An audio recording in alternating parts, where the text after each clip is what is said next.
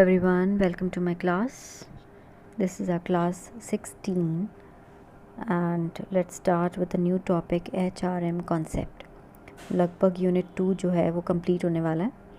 तो let's start with the definition of management के ऊपर एक पूरी क्लास है, first class 1. It is on the management topic.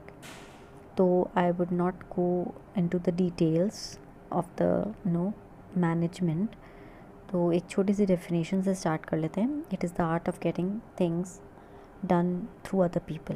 That is management. It's very simple definition and it's very easy definition also. The next is the human resources. Human resources क्या होते हैं? जो लोग काम करते हैं एक ऑर्गेनाइजेशन में, set of individuals जिनको बोलते हैं, ठीक है. Set of individuals who make up the workforce of an organization, business sector or economy. So those are known as human resources. Basically man power, उनको मैन पावर होता है जो टैलेंट कह लो, लेबर कह लो, पीपल कह लो, एम्प्लॉयज़ कह लो, ये human resources हैं, ठीक है. The next comes HRM definitions. There are some definitions of HRM. First definition, it is the art of procuring, developing and maintaining the competent workforce to achieve the goals of an organization in an effective and efficient manner. HRM क्या होता है? Human resource management. Human resources जो organisation में काम करते हैं उनको manage करना, that is human resource management. It's very simple. अब तुम उसको कैसे मैनेज करोगे? सबसे पहले तो तुम उनको प्रोक्योर करोगे. प्रोक्योर क्या होता है? इट इज़ लाइक उनको रिक्रूट करना, उनको ढूंढना और फिर उनको सिलेक्ट करना, प्रोक्योरिंग. देन उनको रखना, उनको मेंटेन करना एक ऑर्गेनाइजेशन में by providing them everything that they need, developing जिसको बोलते हैं, then maintaining them in the competitive workforce. और basically the main motive is to achieve the goals of the organisation effectively and efficiently, ठीक है. That is the main definition. तो basically human resource management is, हर एक organisation में एक अलग department होता है, बट छोटी ऑर्गेनाइजेशन में नहीं भी होता. टॉप मैनेजमेंट ही HR बन जाता है. तो it depends upon the organisation, तुम्हारी छोटी ऑर्गेनाइजेशन है कि बड़ी ऑर्गेनाइजेशन है. The next definition is, it is HRM is planning, organizing, directing and controlling of the procurement, development, compensation, integration, maintenance and separation of human resources till the objectives are accomplished. Okay, वही same चीज़ है but उसकी definition अलग से बोली हुई है. हर चीज़ जो एक HRM डिपार्टमेंट होता है उसको भी हर चीज़ प्लान करनी पड़ती है, ऑर्गेनाइज, डायरेक्ट. उनके अंडर जो लोग होते हैं उसमें भी एक छोटी सी हायरार्की होती है. जो सीनियर होगा, फिर एम्प्लॉयज़ उसके नीचे होंगे, फिर there would be some levels. तो प्लान करना, ऑर्गेनाइज़ करना, डायरेक्ट करना और फिर कंट्रोल करना. और बेसिकली किस चीज़ के लिए? प्रोक्योरमेंट के लिए. मतलब recruitment, selection, development, compensation is wages, right. Integration, maintenance and separation is जब अगर एम्प्लॉय को छोड़ के जाता है तो उसके भी ड्यूज़ क्लियर करना एंड उनके सर्टिफिकेट्स देना, एक्सपीरियंस सर्टिफिकेट्स बनाना, ये सब सेपरेशन पे होता है. Till the objectives are accomplished. Okay, this is the second definition. Now the next topic is core elements of HRM. 3 main इनके एलिमेंट्स होते हैं HRM के. That is important. वो आपको याद भी रखना है. अगर कोई क्वेश्चन आता है तो आपको उसमें ध्यान रखना है कि 3 एलिमेंट्स कौन से. Core elements of HRM: organisations, people and management. Okay, that is it. इसमें और ज़्यादा डिटेल में जाने की ज़रूरत नहीं है. Concept of HRM. ना फर्स्ट कॉन्सेप्ट में 3 कॉन्सेप्ट, मतलब 3 पार्ट्स में डिवाइड कर लिया मैंने, ईजी रहता है. पहला is, it is the process which binds people with organisations and helps both people and organisations to achieve their respective goals. मतलब HRM, it is the mediator between the people, between the employees and the top management या organization. तो वो bind करके रखता है लोग दोनों तरफ से, ठीक है. Then second is, it is the branch of management that deals with people at work. It is concerned with the human dimensions of management of the organization. Quite easy, not a problem. read कर सकते हैं तो मतलब not a very big deal. Third concept is, various policies and processes are design policies, processes, procedures, ये सारे design किए जाते हैं जो कि एम्प्लॉयज़ और ऑर्गेनाइजेशन को गोल्स अचीव करने में या एम्प्लॉयज़ को मेंटेन करने में हेल्पफुल रहते हैं। ठीक है, तो हर चीज़ मतलब पहले प्लान भी करी जाती है, फोरकास्ट करी जाती है, and then everything is done. तो this was the concept of HRM. Now the functions of HRM, there are two functions. They are divided into two parts. First is managerial functions and second is operative functions. Managerial functions, planning, organizing, directing, controlling, or operative functions, recruitment, training and development, remuneration, reward system, motivation, record and statistics, industrial relation and separation. So you should learn this way only managerial functions में क्या आता है और operative functions में क्या आता है। तो ये स्टेप बाय स्टेप आगे शायद होगा, तो we will do in that. तो अभी सिर्फ आपको इतना ही याद रखना है। Then nature of HRM, first it's a pervasive function, like it's continuous, it's never ending. Okay, pervasive means continuous. Second is action oriented, third is individual oriented, fourth is people oriented, future oriented है, development oriented है।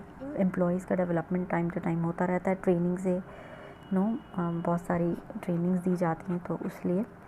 Then integrating mechanism है, comprehensive function है, and then continuous function है। Alright, तो this is the nature of HRM. The next concept is a very important concept, perspectives in HRM.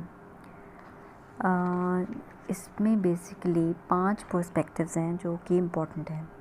एक है normative perspective, first सबसे पहला। इसमें 2 चीज़ें याद रखनी है आपको, एक तो हार्ड HRM और एक सॉफ्ट HRM.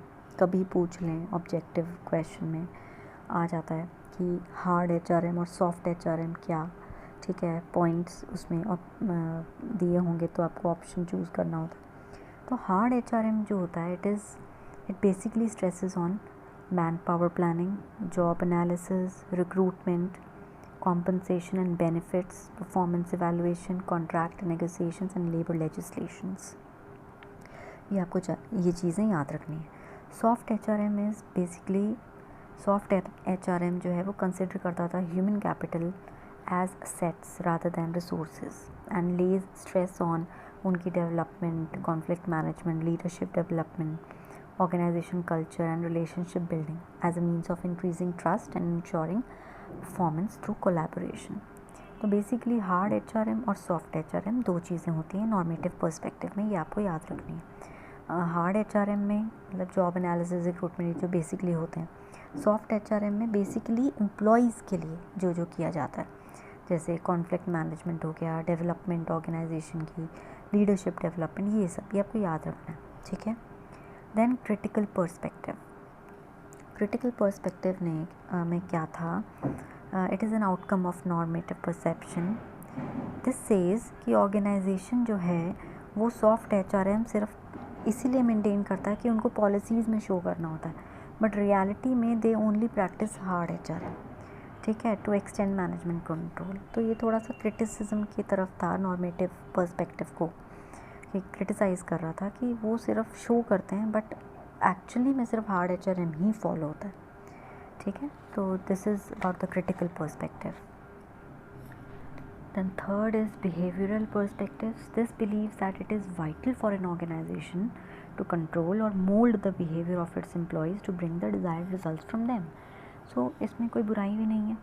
बिहेवियरल पर्सपेक्टिव कहता है कि अगर हम ऑर्गेनाइजेशन में जो लोग काम करते हैं उनका बिहेवियर थोड़ा सा कंट्रोल करें या मोल्ड कर दें अपने हिसाब से, अपने ऑर्गेनाइजेशन के ऑब्जेक्टिव्स के हिसाब से, तो हम उनसे अपने रिज़ल्ट्स जो हैं निकाल सकते हैं. तो that is behavioural perspective. The next comes systems perspective.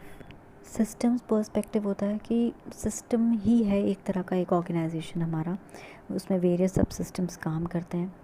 तो there are lot of systems involved in the organization when you're working with the people, with the input, with the output. तो एक this is a kind of system. That's the system perspective. Then last is the transaction cost perspective.